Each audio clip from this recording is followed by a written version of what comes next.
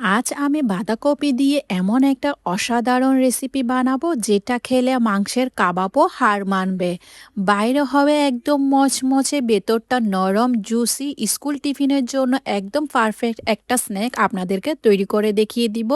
বাচ্চারা তো পছন্দ করবে, সাথে সাথে বড়রা বারবার খেতে চাইবে। আসসালামু আলাইকুম everyone, welcome to Mehnu's mom's kitchen. বাঁধাকপির নাস্তাটি বা স্ন্যাকটি তৈরি করার জন্য এখানে আমি বাঁধাকপি নিয়ে নিয়েছি। বাঁধাকপিটাকে ভালো করে স্লাইস করে নিলাম, দেখতে পাচ্ছেন। এভাবে যেভাবে করে আমরা বাঁধাকপি ভাজি করি, ভাজির জন্য যেভাবে আমরা বাঁধাকপিটা কেটে থাকি ওইভাবে করে বাঁধাকপি কেটে নিয়েছি। কেটে নেওয়ার পর এখানে আমি 2.5 কাপের মতো বাঁধাকপি স্লাইস নিয়ে নিলাম, তারপর ধুয়ে পরিষ্কার করে নিয়ে নিয়েছি। চুলায় একটি পাতিলে পর্যাপ্ত পরিমাণে পানি বসিয়ে দিলাম। পানি যখন গরম হয়ে আসবে এই বাঁধাকপিটাকে একটু ভাপ দিয়ে নিব। ভাপ দেওয়ার কারণে বাঁধাকপির যে একটা আষ্টে গন্ধ থাকে ওটিও চলে যাবে, আর বাঁধাকপিটা একদম সফট নরম হয়ে যাবে। বাঁধাকপিটা একদম ভাপ দেওয়া বা নরম হয়ে গিয়েছে, চুলা থেকে নামিয়ে এক পাশে রেখে দিয়েছি। চুলায় একটি ফ্রাই প্যান বসিয়ে 2 টেবিল স্পুন সয়াবিন তেল দিয়ে দিয়েছি। একটি মিডিয়াম সাইজের পেঁয়াজকে স্লাইস করে দিয়ে দিলাম। তেলের মধ্যে পেঁয়াজটাকে হালকা একটু ভেজে নিতে হবে। তারপর এর মধ্যে আমি 1 কাপ গ্রেটেড বা গাজরকে একদম কুড়িয়ে দিয়ে দিয়েছি। 1/4 কাপ ক্যাপসিকামকে স্লাইস করে দিয়ে দিলাম। 2 থেকে 3টি মতো কাঁচামরিচকে একদম কুচি করে দিয়েছি। জালটা আপনারা আপনাদের প্রয়োজন অনুযায়ী নিয়ে নেবেন। এরপর সব সবজিগুলো ভালো করে মিশিয়ে নিয়েছি, হালকা একটু ফ্রাই করে নিতে হবে। সবজিগুলো নরম করার জন্য এখানে আমি দিয়ে দিব প্রয়োজন অনুযায়ী বা স্বাদ অনুযায়ী লবণ। আমি এখানে 1 টিস্পুনের মতো লবণ দিয়ে দিয়েছি। তারপর এখানে মশলা ইউজ করব 1/4 টিস্পুন হলুদ গুঁড়া দিয়ে দিলাম। কালারটি একটু সুন্দরের জন্য 1/2 টিস্পুন দিয়ে দিয়েছি মরিচ গুঁড়া। এরপর এখানে আমি দিয়ে দিলাম 1/2 টিস্পুন জিরা গুঁড়া, 1/2 টিস্পুন দিয়ে দিয়েছি ধনে গুঁড়া। তারপর এর মধ্যে দিয়ে দিব 1/4 টিস্পুনের মতো গোলমরিচ গুঁড়া। তারপর সবগুলো মশলা ভালো করে সবজির সাথে মিশিয়ে নিতে হবে।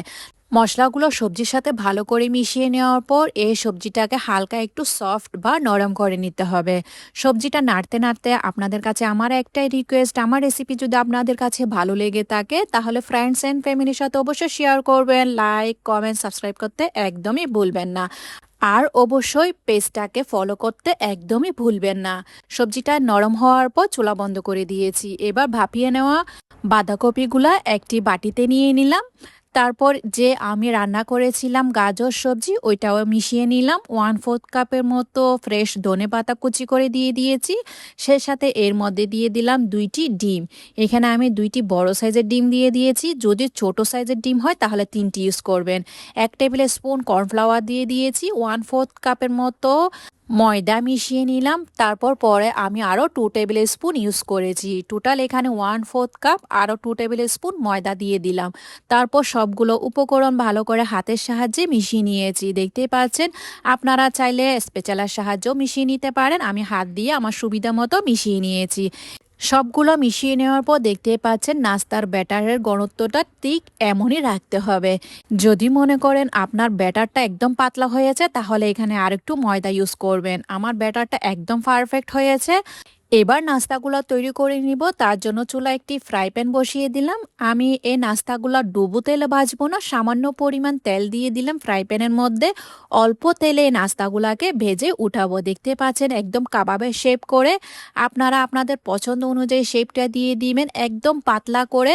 এরপর একটি স্পেশালের সাহায্যে বা চামচের সাহায্যে শেপটা সুন্দর করে দিয়ে দিবেন। একদম পাতলা করে দিবেন যাতে ভেতরটা যেন কাঁচা না থাকে, একদম কাবাবের শেপটাও আসে। এই নাস্তাগুলো সুন্দর করে আমি সেট করে দিয়ে দিয়েছি, দেখতেই পাচ্ছেন। এইভাবে করে আস্তে করে একদম লো আছে নাস্তাগুলাকে ভেজে উঠাতে হবে। নিচের পাশটা যখন লালচে বা ব্রাউন কালার হয়ে আসবে বাঁধাকপির নাস্তাগুলাকে আলতো করে উল্টিয়ে দিতে হবে। ও পাশটাও হালকা ব্রাউন করে ভেজে নিতে হবে। তেলের মধ্যে থেকে এই নাস্তাগুলাকে উল্টে পাল্টে পছন্দ মতো কালারটি যখন চলে এসেছে এগুলাকে উঠিয়ে একটি স্ট্রেনারে রেখে দিবেন বা টিস্যু পেপারে রাখবেন তেলটি সম্পূর্ণভাবে শুকিয়ে নেওয়ার জন্য বা তেলটি সম্পূর্ণভাবে ঝরিয়ে নেওয়ার জন্য। আমি এই নাস্তাগুলাকে দেখতে পাচ্ছেন একদম পছন্দ মতো কালারটি উল্টে পাল্টে করে করে নিয়েছি। একদম কাবাবের মতো লাগছে দেখতে, খেতে হয়েছে একদম কাবাবের মতো। আপনার বাচ্চাদেরকে যদি এভাবে করে তৈরি করে দেন তাহলে তারা কিছুতেই বুঝতে পারবে না এখানে সবজি ইউজ করা হয়েছে। বাচ্চারা মনে করবে এটি কাবাব তৈরি করা হয়েছে। তারপর আবার পরবর্তী বেজ দেওয়ার সময় হালকা একটু তেল দিয়ে উল্টে পাল্টে সবগুলা এভাবে করে ভেজে উঠাতে হবে। মাশাআল্লাহ, দেখতে পাচ্ছেন, দেখতে যেমন সুন্দর হয়েছে, খেতে হয়েছে তো একদম অসাধারণ। আমি এই নাস্তাটাকে বা স্ন্যাকটাকে টমেটো সস আর মেয়োনিজের সাথে পরিবেশন করেছি। আপনারা আপনাদের পছন্দ মতো সসটি দিয়ে খেয়ে নিবেন বা পরিবেশন করে নিবেন। আজকে তাহলে এ পর্যন্ত, দেখা হচ্ছে নতুন আরেকটি রেসিপি নিয়ে। এসে পর্যন্ত ভালো থাকবেন, সুস্থ থাকবেন, আমার জন্য দোয়া করবেন।